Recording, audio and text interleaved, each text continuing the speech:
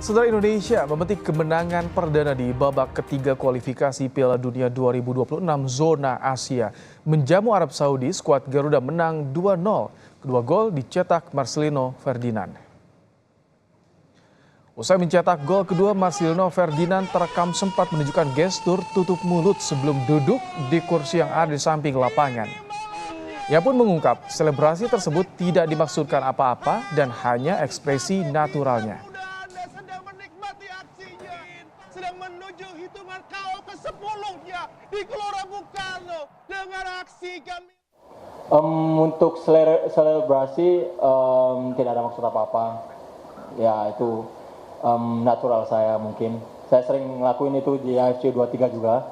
Waktu saya gol lawan Jordania juga. Dan ya, nothing special. Dan saya juga mau mention kepada seluruh supporter, nggak usah terlalu berlarut-larut. Dan tujuan kita bukan di sini, tujuan kita masih jauh, masih ada 5 pertandingan lagi. Kita akan maksimalkan, kita akan mati-matian di sana. Terima kasih. Dua gol yang dipersembahkan Marcelino Ferdinand membuat pemain Oxford United itu meraih penghargaan sebagai pemain terbaik Man of the Match dalam laga tersebut. Gelandang berusia 20 tahun itu melampaui capaian penyerang timnas seperti Dede Sulaiman, Ilham Jaya Kesuma, Elie Eboy, dan Boaz Saloza yang hanya mampu mencetak 1 gol ke gawang Arab Saudi.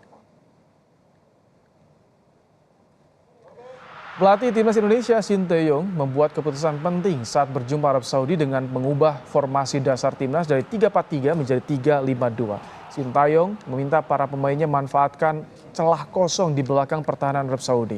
Sinteyong memuji anak asuhnya yang benar-benar menjalankan strategi yang diberikannya dengan sangat baik.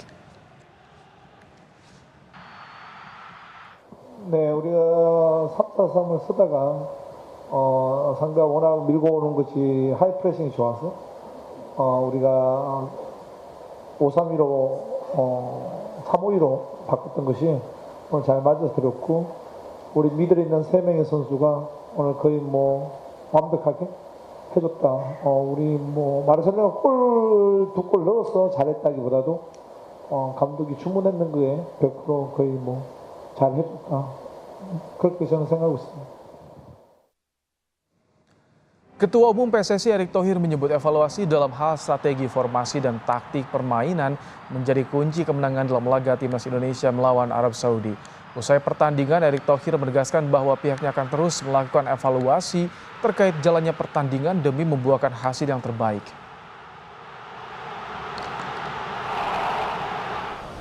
Perubahan formasi 3-4-3 ke 3-5-2 itu sebuah introspeksi. Ya, susunan pemain yang cukup stabil, yaitu introspeksi diri. Pemain bermain dengan fight hari ini itu introspeksi diri. Jadi saya merasa kita mulai kembali ke jalan yang kita mauin. Ya kembali, tapi masih ada 4 game. Bisa nggak kita nambah 6 poin di 4 game ke depan? Presiden Prabowo Subianto memberikan 2 jempolnya saat diberi kabar kemenangan tim nasional Indonesia atas Arab Saudi. Prabowo menunjukkan kebanggaannya terhadap skuad Garuda. Ungkapan bahagia itu ia tunjukkan saat hendak menuju ke Inggris setelah selesai mengikuti rangkaian KTT G20 Brasil 2024 pada Selasa 19 November 2024. Kualifikasi ya Pak? Insya Allah, saya nggak tahu hitungannya, tapi terima kasih. Tapi Bapak nonton di mobil ya Pak? Iya, terima kasih tim nasional, luar biasa. Oke. Terima kasih. Kemenangan atas Arab Saudi membuat timnas Indonesia berada di posisi ketiga klasemen grup C kualifikasi Piala Dunia 2026. Skuad Garuda meraih 6 poin sama dengan Arab Saudi, Bahrain, dan Tiongkok. Sementara Jepang memimpin klasemen grup C dengan 16 poin, unggul 9 poin dari Australia yang berada di bawahnya dengan 7 poin. Kemenangan atas Arab Saudi membuat peringkat Indonesia di FIFA naik. Timnas Indonesia awalnya menempati peringkat 130 di ranking FIFA sebelum menjalani laga di bulan November. Posisi timnas Indonesia sempat turun 2 peringkat ke posisi 132 buntut dari kekalahan timnas Indonesia dari Jepang. Namun kemenangan dalam laga semalam membuat Indonesia berhasil naik 7 peringkat menjadi 125.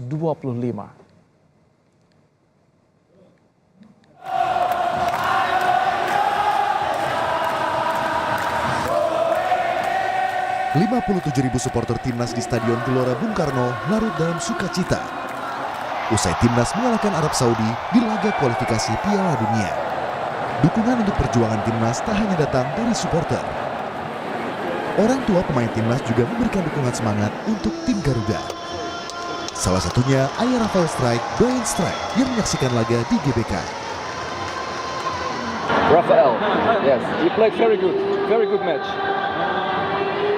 They all fall down every minute. The players were very good today. A lot of pressure in the beginning, a lot of chances, and two beautiful goals. So it was amazing. Possible to get the second spot in the group for direct qualification for the World Cup. It's still possible. Indonesia, Indonesia, Indonesia. Selain orang tua keluarga Rafael, dukungan langsung di GBK juga datang dari orang tua Sandy Walsh. Ibunda Sandy, Brigitte Potier, mengapresiasi perjuangan timnas.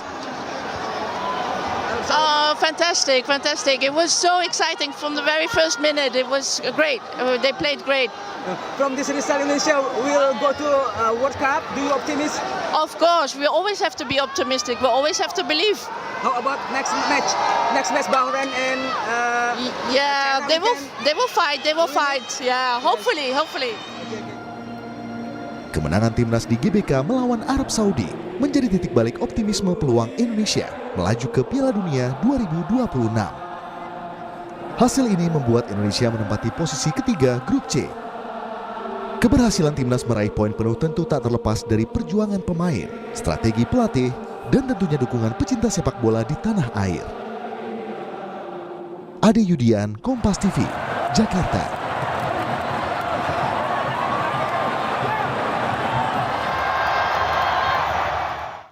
Asa untuk lolos ke Piala Dunia 2026 kembali terbuka setelah skuad Garuda menang 2-0 atas Arab Saudi. Pelatih timnas Sintayong menyebut perubahan skema dan taktik menjadi kunci kemenangan ini. Bagaimana memastikan tren positif ini terus bertahan di laga-laga selanjutnya?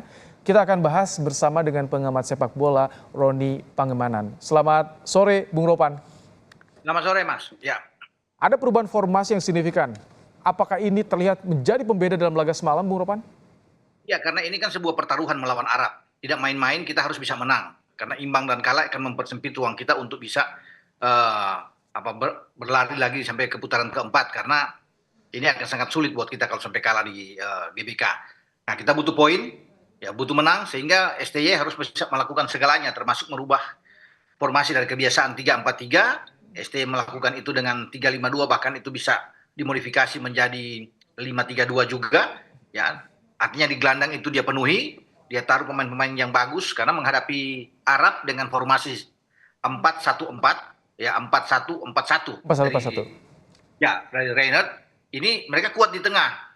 Tetapi STY melihat mungkin ada celah ya yang bisa diambil di sini dengan ruang yang kosong di antara pemain mereka Faisal Al-Ghamdi dengan dua libero mereka, sehingga dia taruh Marcelino yang lebih ke depan sebagai gelandang tengah, membantu Tom Haye dan Ivar Jenner. Nah, sementara Sandi dan Verdong itu bergerak dari dua sisi di flank. Itu yang membuat ada 5 pemain di sana yang sangat kuat, yang memperbuka ruang dari pemain-pemain Arab untuk bisa bergerak. Karena kita pertama Arab punya gelandang yang bagus dalam mengatur ritme permainan. Ada Muhammad Kano, ada Nasser Al-Dawsari. Ini 2 pemain kunci yang berbahaya dan itu dijalankan dengan baik oleh pemain-pemain kita, Ivar serta Tom Haye. Sementara itu mendorong Marcelino untuk membayangi terus salah satu juga gelandang muda terbaik dari Arab Saudi, yaitu Faisal Al-Ghamdi.